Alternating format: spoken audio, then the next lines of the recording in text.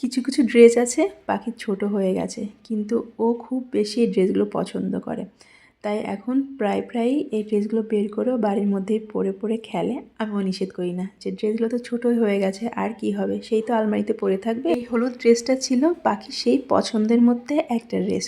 তো সন্ধেবেলা আজকেও পাখির ছিল ডান্স ক্লাস, তো সেখানে যাচ্ছি আমরা। এখন সন্ধ্যাবেলা করে বাইরে বেরোলে তো চারিদিকে শুধু আলো আর আলো। আর এই যে বাজারের দিকে বেরোলেই শুধু বাজির দোকান, প্রদীপের দোকান, নানান ধরনের মোমবাতি, এগুলোই দেখতে কি ভালো যে লাগছে। চারদিকে ঝকঝক করছে, চারদিকে বাড়িগুলো সাজিয়েছে কি সুন্দর করে, যেন আলোয় একদম মুড়ে দিয়েছে। খুব ভালো লাগছে দেখতে। আমার পাখির মনে হাজারটা কৌতূহল, হাজারটা প্রশ্ন। কেন এই বাড়িগুলো এভাবে লাইট দিয়ে সাজিয়েছে? এই বাড়ি থেকে বিয়ে হবে না বার্থডে পার্টি হবে?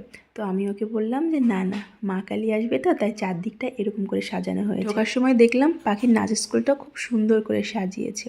আর পাখির ক্লাস চলছে, আজকে ঢুকেই দেখছি ম্যাম চলে এসছে। তো আস্তে আস্তে স্টুডেন্টরাও আসলো। একদম ছোট যে বাচ্চারা জুনিয়র, তাদের ক্লাসে শুধু 5-6 জনই আছে। 1 ঘন্টা মতো ক্লাস হলো, তারপর আমরা আবার বেরিয়ে পড়েছি। তো একটা প্রদীপের দোকানে দাঁড়িয়ে গেলাম, এত সুন্দর লাগছিল না।